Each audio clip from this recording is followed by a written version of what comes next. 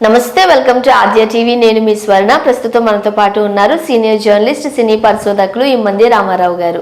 నమస్తే అండి. నమస్తే రామారావు గారు, ఉగాది సందర్భంగా రంగమార్తాండ రిలీజ్ అయింది.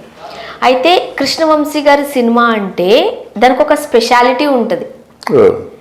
అదొక సరికొత్త దానంతో ఒక ఫ్యామిలీ డ్రామాను ఇంటిల్లపాది కూర్చుని చూసేలా ఉంటది సినిమా అంటూ అందరికీ తెలిసిన విషయమే.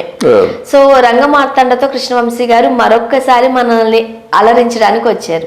ఫస్ట్ ఆఫ్ ఆల్ ఎలా ఉంది, ఏం చెప్తారు మీరు?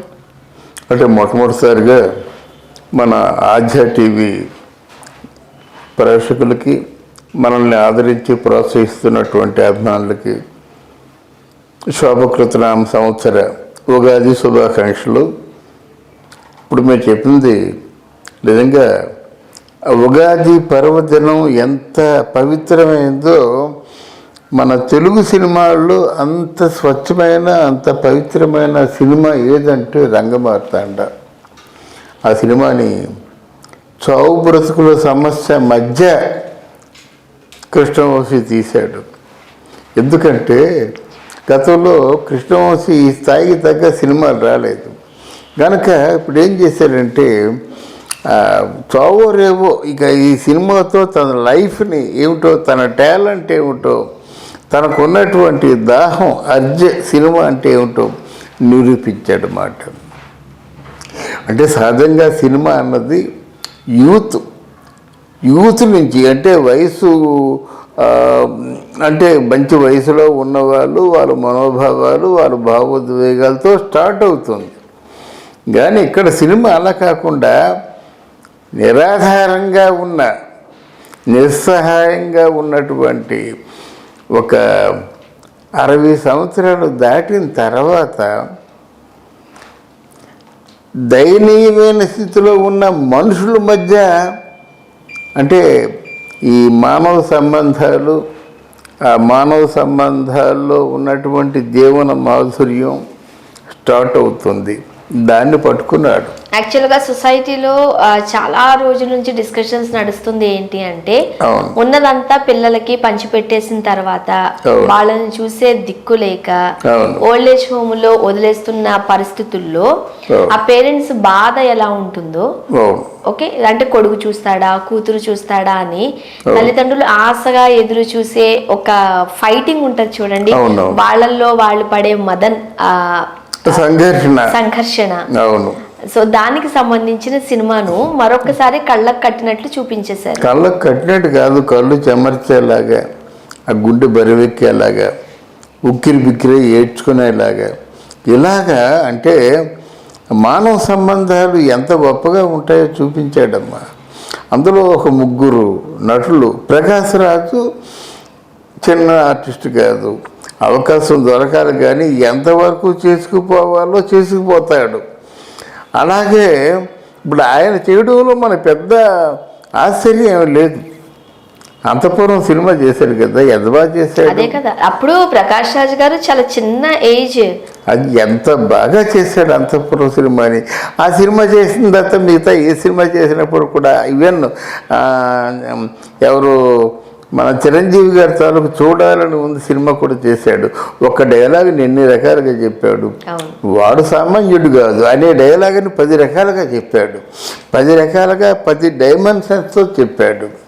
ఇక పోయినట్టయితే బాహుబలి పుణ్యమా అంటూ రమ్యకృష్ణ ఏ రేంజ్లో పెర్ఫార్మెన్స్ చేస్తుందో అది కూడా మనం చూసేసాం. ఇప్పుడు దొరికింది అంతే, అవకాశం దొరికింది కనుక రమ్యకృష్ణ మళ్ళీ ఒకసారి తన నట విశ్వరూపాన్ని చూపించింది. ఈ 2 ఆశ్చర్యపడవలసిన విషయం కాదు. కానీ ఇక్కడ బ్రహ్మానందం చేసిన పెర్ఫార్మెన్స్ మాత్రం నభూతో నా భవిష్యత్తు.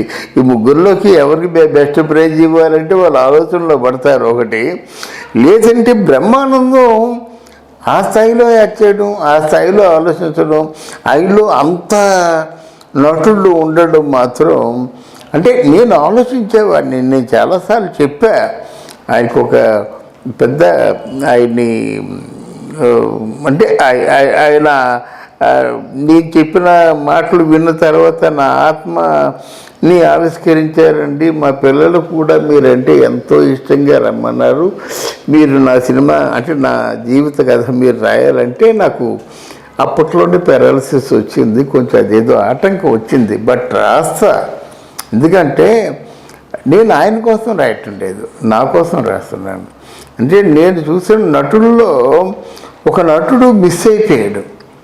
నూతన్ ప్రసాద్ ఆయన కామెడీగా ఉపయోగించుకున్నారు, కానీ నూతన్ ప్రసాద్ స్టేజ్ మీద నూతన్ ప్రసాద్ స్టేజ్ మీద పేతస్ చేసినట్టయితే మరి వీళ్ళెవరు రాలేరు, వీరెవరు చాలరు. అలాగే బ్రహ్మానందాన్ని అంతసేపు బఫూనరీ యాక్షన్కే వాళ్ళు ఏదో మొత్తానికి నవ్వించడానికి వాళ్ళు కేటాయించారు, కానీ బ్రహ్మానందం మెలో డ్రామా చేస్తే ఎంత బాగుంటుంది, గుండె బరువెక్కిపోతుంది అన్నమాట. ఆయన ఉంది, అది ఎప్పటి నుంచో అర్జుందన్నమాట. గనక అందులో మాత్రం బ్రహ్మానందం ఈ సినిమా ఆయన జీవితంలో ఒక ల్యాండ్ మార్క్గా మిగిలిపోద్ది అన్నమాట. అందులో సినిమా చూసిన తర్వాత ఒక అర్ధరాత్రి ఫోన్ చేసి, ప్రకాష్ రాజ్ గారు, బ్రహ్మానందం నేను ఏమైనా బాధ పెడుతున్నానా? ఏం బాధ పెట్టి నువ్వు నిద్రపోతున్నా కదా, డిస్టర్బ్ చేశానా?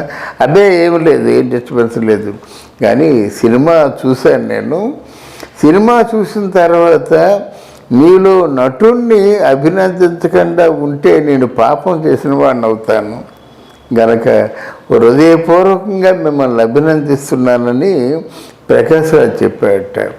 అంటే అంతకంటే పెద్ద అవార్డులు ఏముంటాయమ్మా. ఈరోజు ఆస్కార్ ఆస్కార్ ఆస్కార్ అంటూ చెంకలు గుద్దుకుంటా, కానీ ఆస్కార్ ఏంటి ఇప్పుడు? సామాన్యుడు చూసిన తర్వాత ఉక్కిరి బిక్కిరి ఏడ్చేస్తున్నాడు, అంత మించింది ఆస్కారా? అలాగే ఒక మామూలు కొత్తగా పెళ్ళైన జంట చూసిన తర్వాత వాళ్ళు చేసిన తప్పులకి ఒప్పులకి ఎంత వాళ్ళ పెద్దల్ని అంటే నెగ్లెక్ట్ చేశారో అది చూసిన తర్వాత ధారాపాతంగా ఏడుస్తున్నారు. దాన్ని మించిన ఆస్కారం నిజంగా ఆ వయసులో ఉన్నటువంటి ఒక 60 ఏళ్ళు దాటిన వాళ్ళైతే మరి వాళ్ళు తేరుకోలేకపోతున్నారు. అనసూయ గారు కూడా ఎంత ఏడు చేశారు. అవును ఏమ్మా, అనసూయ గారు ఎంత ఏడు చేశారు, వలవలా ఏడు చేశారు. అంటే నాకు ముందు ఇక్కడ స్వప్న జర్నలిస్టు తను ఏడ్చింది, తర్వాత సునీత ఏడ్చింది. నిన్న అనసూయ ఈ సినిమాలో చేయడం అంటే మంచి మంచి క్యారెక్టర్లు చేసింది అనసూయ చేసిన క్యారెక్టర్లు మాత్రం తీసేయలేము. అన్నీ కూడా ఒక మంచి ఒక క్షణం కానీ, ఒక దాని పేరు రంగస్థలం కానీ, వీటిలో పక్కగా ఒక ఆర్టిస్టు ఎంత దాన్ని ఏమంటారంటే ఎంత 100% ఇవ్వడానికి ప్రయత్నం చేస్తుందో అలా ప్రయత్నం చేసింది. దీంట్లో కూడా అదే చేసింది అన్నమాట. ఆవిడ మాట్లాడుతూ మాట్లాడలేకపోయింది, ఏడ్చేస్తుంది. చాలా జీవితానికి చాలు అని చెప్పింది.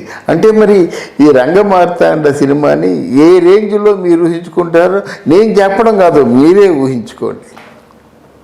ముఖ్యంగా చెప్పా కదా, కృష్ణవంశీకి ఇది చావు బ్రతుకుల సమస్య. కృష్ణవంశీని మనందరం అంటే ముఖ్యంగా మాలాంటి వాళ్ళందరూ చాలా పెద్ద మేధావి అనుకున్నాం. అలాగే ఆయనతో ఒక 4 గంటలు డిస్కస్ చేశాను ఫస్ట్ సినిమా గులాబీ టైంలో.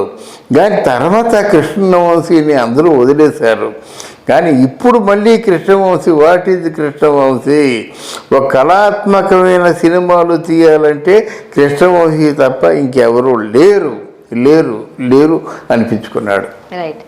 ఇంత మంచి మంచి సినిమాలు వస్తూ ఉండాలి, అప్పుడు సొసైటీలో ఒకలాంటి చైతన్యం కూడా ఖచ్చితంగా.